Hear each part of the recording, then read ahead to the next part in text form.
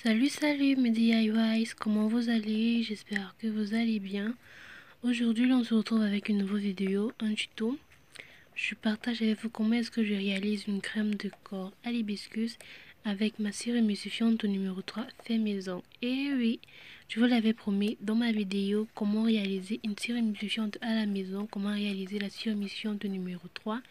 Je vous ai dit qu'on aura le temps de faire une petite vidéo pour une sorte de démonstration, de sorte à vous montrer comment utiliser cet humidifiant là pour réaliser votre crème vous-même à la maison. Alors voici cette vidéo, je vais partager avec vous comment utiliser cette cire humidifiant là pour réaliser cette crème corporelle là dont vous aurez besoin, et je vous assure, le résultat il est simplement magnifique. Alors pour débuter, nous allons avoir besoin d'environ 6 g de glycérine végétale, 50 ml d'eau et environ 8 g de poudre d'hibiscus, vu que notre crème, c'est une crème à l'hibiscus.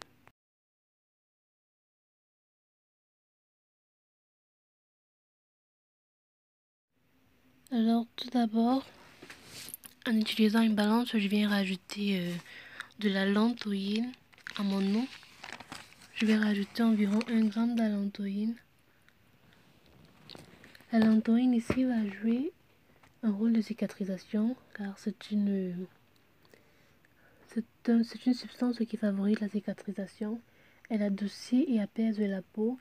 Elle est anti-irritante, régénérante. Elle est hyper hydratante et adoucissante. Donc je me suis dit pourquoi pas utiliser la lantoïne dans cette recette. Surtout, il est idéal à l'utiliser durant les périodes il fait tellement chaud. Les bouffées de chaleur là, le corps il peut parfois démanger.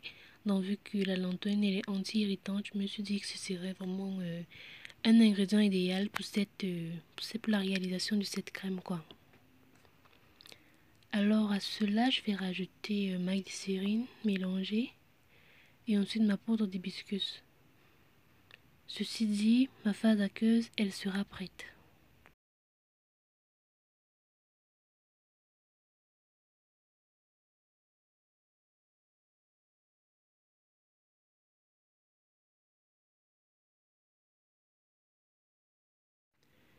Alors une fois terminé, on va passer à la deuxième phase.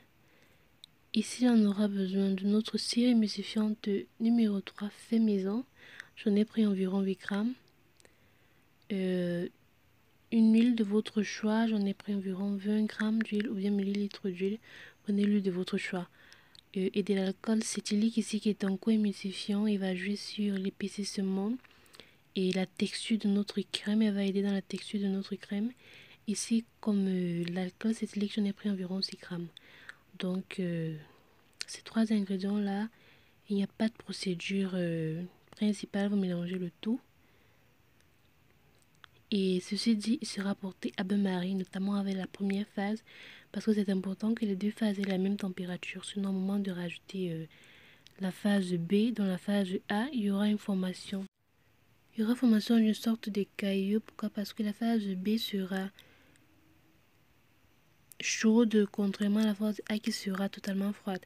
Donc, quand vous allez verser la phase A dans la phase B, elle va directement se solidifier. Ce sera comme de l'huile dans le lot, quoi. Elle va se solidifier directement et il va falloir repasser le tout à bain-marie. Donc, pour éviter cela, c'est mieux de passer les deux phases à bain-marie pour avoir une sorte de même température.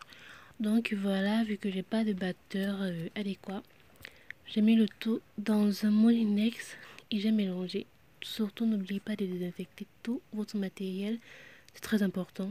Votre crème peut être réussie, mais à la fin, dès le lendemain, le même jour même que vous avez réalisé votre crème, vous vous retrouvez avec une crème qui mousse.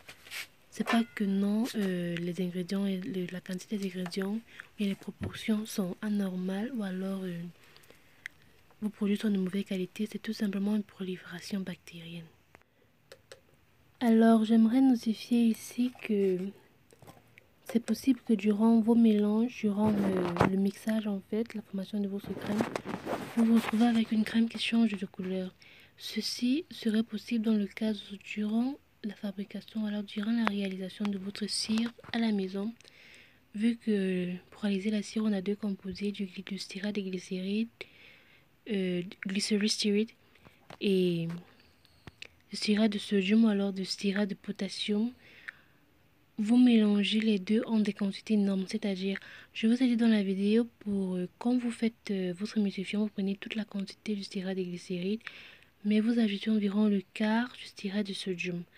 Alors, si dans la préparation, le styrate de sodium, dans le sodium stearate, est en quantité vraiment suffisante ou en quantité énorme, il est possible que si vous réalisez des crèmes et vous mettez des colorants, comme ici j'ai utilisé de l'hibiscus, c'est un colorant, puis vu qu'il donne la couleur rose, c'est possible que votre couleur change, la couleur de votre crème change. Ça peut virer au bleu, au jaune, mais surtout au bleu. Donc ici, si vous avez ce genre de situation, ça vous serait simplement dire que dans votre émulsifiant, vous avez mis beaucoup trop du styrate de sodium, ou alors du styrate de potassium. Dans l'idéal ici, je vous dirais, quand vous réalisez vos émulsifiants faits maison, vous prenez tout le styrate de glycérine dans le glycerin stearate et vous ajoutez vraiment une très infime quantité du styrate de sodium.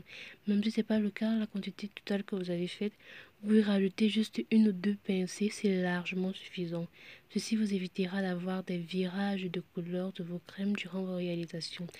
Et dans le cas où vous avez ce genre de situation, c'est-à-dire votre crème vire à une couleur pas initiale, dans une couleur qui n'est pas celui initiale comme ici, ma crème elle est naturellement rose dû à l'effet de l'hibiscus, mais la couleur pourrait virer au bleu. Dans ce genre de situation là, ne paniquez surtout pas. Si vous avez une crème neutre, c'est-à-dire une crème qui a des textures blanches, même si ce n'est pas une crème de base, une crème qui a des textures blanches, totalement blanches, vous rajoutez légèrement à votre crème et là vous allez remarquer que la couleur initiale de votre crème elle va réapparaître.